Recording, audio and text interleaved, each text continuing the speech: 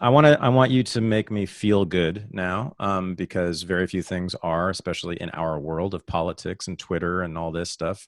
I've been saying that this is the first time, just the last month or two, is the first time in my entire adult life, and I've been a political person since I was born, the first time in my life where I am pessimistic about the future of politics in this country, and maybe the country in general. But you are writing a book in which you're making a very different argument, aren't you? Yeah, my And book's going to be called The White Pill. yeah, and I just heard this term for the first time, and I said, "What's the white pill? What is the white pill?" The white pill is the opposite of the black pill. The black pill is basically all is lost, Okay. abandon all hope. Mm-hmm. And the white pill is a spirit of hope, possibility, and optimism. It is not a guarantee. Hope, that's the thing. People think, oh, you were definitely going to win. No.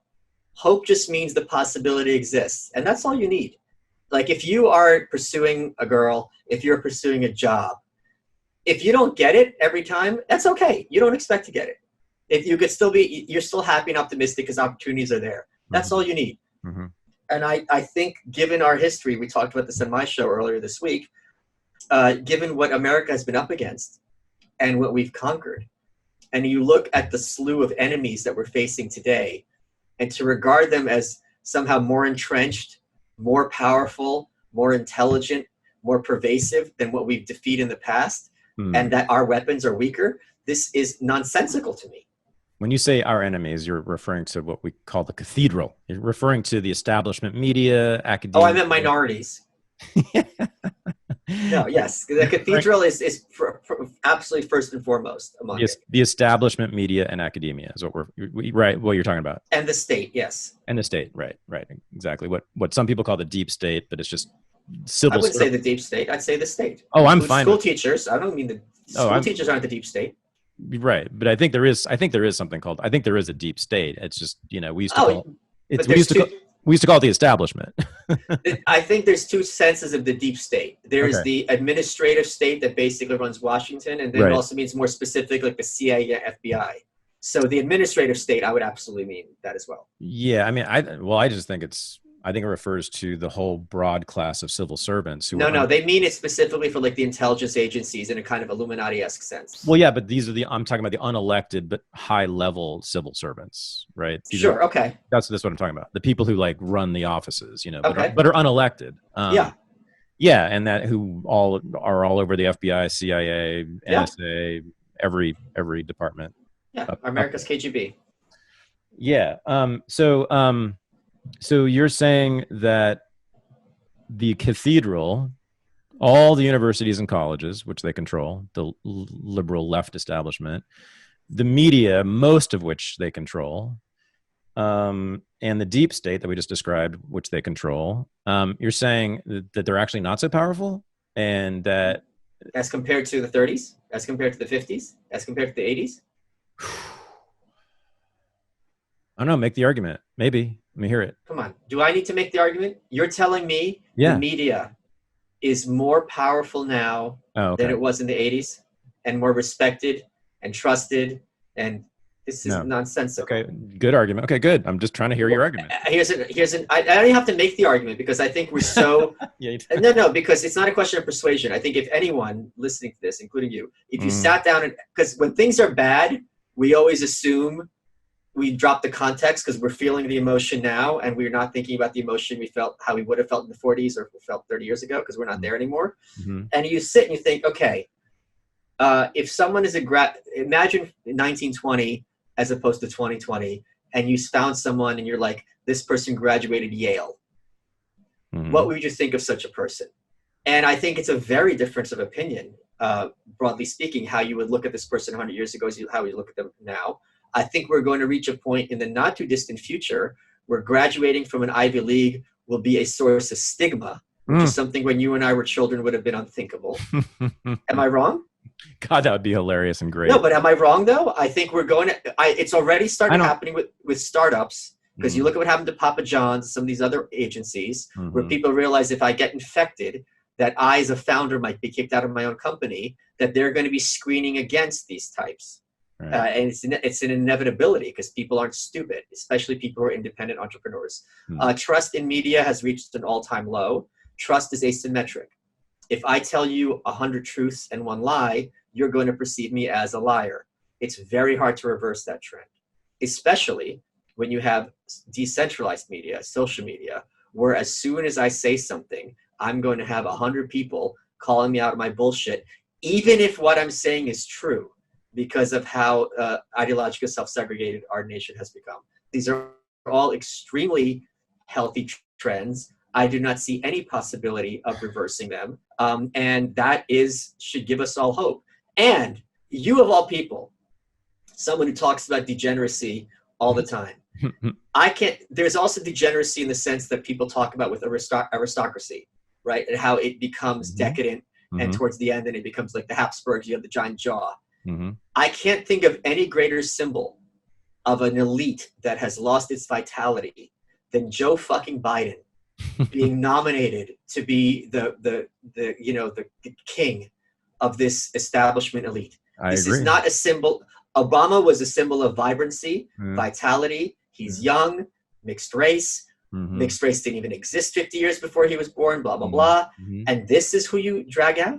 This is not, they're not sending their best. No, no, they're not. Even if he wins. And the Republican Party has been decimated. The Bushes are a pariah within their own party, which would also have been unthinkable even 5 years ago. Mitt Romney was the nominee in 2012, the nominee. And now there are many Republicans who would shoot him. I mean, not even joking. Okay. I think you've made a very good argument for how people... Can I say one thing? Sorry, because I have to corrupt you. I'm going to be pedantic. Do it. I honestly feel that I'm not making an argument. I honestly feel that I'm providing data, and the data is so clear that makes the argument. Oh yeah, no, hold on. What I'm about to say is, I think you're providing compelling, persuasive data that people of all classes, all groups, have way more social power now than ever before, primarily because of the reasons you just laid out. Access to technology, speech, public discourse. Everybody is participating in politics pretty much now, right? Yeah. And 30 years ago, it was a very tiny, tiny elite with a bunch of gatekeepers keeping the gates closed to us. You and I would have had almost no chance of breaking into the media like 20, 30 years ago. Dear reader would have been impossible 20 years ago. Yeah, no, literally impossible. We could not say any of what we've said today on any major outlet. Correct. No fucking way. Correct. And Bill Buckley would have made it a point to make sure we couldn't say it. Even the some right-wing guy. Yeah, even some of the less controversial things we've said wouldn't have been allowed. Correct. Right. So I 100% agree with you that people have more social power now, and that is a monumental, historic turn. Here's the problem. In the last few months, I have seen them use that power not for what I call good. Sure. Right? And they scare the crap out of me. They should. Yeah, and I know because I know who the leaders of this country politically, the political class will be in the next 10 to 20 to 30 to 50 possibly years, because I've been teaching them in colleges for the last 3 decades. So AOC has been my student about 500 times. I've seen exactly that girl in my classes over and over and over again. We are churning them out. They are going to enter positions of power just like her and the rest of the squad. They're going to be more Congress people just like them. They're going to be more, the New York Times is going to be even more full of them. And then and the Washington Post and all the news. But then it won't be the New York Times. Don't you get it? It's already not the New York Times. The New York Times is That's already. That's my point. It's not going to be the New York Times when they're running it. But they have but their circulation, it's so depressing. Their circulation, I believe, is higher than ever in their history, right? Circulation is not correlated, or it's weakly correlated to impact. Yeah, For example, isn't it like Concerned Mothers of America have a huge number?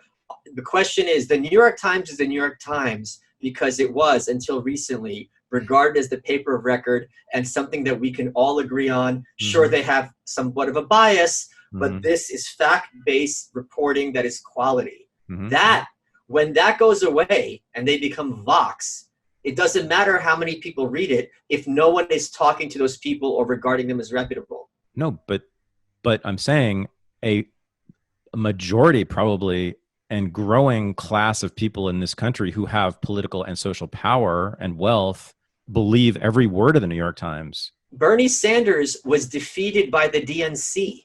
The AOC candidate was defeated by the not only was he for now. Hold on. Okay, sure. That's fair. I'm not saying it's a given that it's going to happen. I'm saying the idea that it's a certainty that this is going to happen is false. We have had people like Henry Wallace, who was friends with Stalin, who went to the Soviet Union to a concentration camp where they literally put on a song and dance number for him, and he wrote back and talked about how great the concentration camps are under Stalin.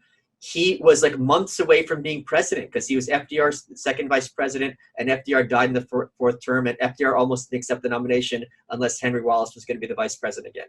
That happened. In 1972, George McGovern ran on a platform of guaranteeing everyone a job via the government. And it was Nixon who had wage and price controls, something that, and 90% marginal tax rates, something Bernie Sanders would never dare to dream of. So if you are saying that we've never had this before, look at Bella Abzug, you of all people, come on. Shirley Chisholm, Liz Holtzman. There was this whole wave of them in the early 70s, these young feminist women who are going to upend Washington. The system reverts heavily towards the mean. And the issue is these AOCs, these Ayanna Presleys, Ilhan Omar, if you think they are going to be able to get over with the masses better than a Pelosi, I don't see it. Well, no one's getting over with the masses, right? Only 10%. Pelosi is a lot easier to put over than an Ilhan Omar. Because what we saw with Bernie Sanders during the debate, Bernie Sanders, Elizabeth Warren went on stage and accused him of calling her a liar. And the next day, far-right fringe outlet MSNBC, basically run by Richard Spencer, they're so right-wing, had a body language expert on Joy-Ann Reid's show to say that Bernie was lying. So when you have these groups already ready to take on the AOCs. Now, I'm not saying it's a given that none of this is going to happen. I'm saying is this claim that it's a certainty that they're going to be running the show does not, to me, port to the data. Okay, so fine. Okay, so your narrative is that, and I'm not challenging, I'm just trying to understand this. Your narrative is that Biden is so terrible, which we all agree he is, such an obvious embarrassment to the party and hated by at least half of the members of the party, right? Hated. Sure. Is going to do what to the Democratic Party? Break it up? No. I'm just saying there's plenty of movement, even on people that would be regarded as the left, to take on these types who graduate college. And I think they're very bad at forming coalitions or bringing over to people to their side, because by their nature and their ideology, they are very alienating and off-putting to anyone who even wavers a little, because they are jihadis. But why? Why does every corporation have a BLM placard on its website and its That's right, because right now you don't want to be the first one to stop clapping for Stalin, right? Right. The guy who founded CrossFit said we're not having a George Floyd thing because that's just a white people thing, and he got kicked out of CrossFit, and it was a huge throwback. Wow. That is 2020. 2 years ago, the corporate press was telling us that Black Lives Matter is a joke and that it's funny these people are getting run over. And there were all these articles about how they're showing up at restaurants and diners creating a scene, and what an embarrassment for the left. So I don't know that you're thinking like Al Gore, right? If you just look at these few months and you extrapolate, blah, blah, blah. The extrapolation could go in very many directions. Okay. I hope you're right.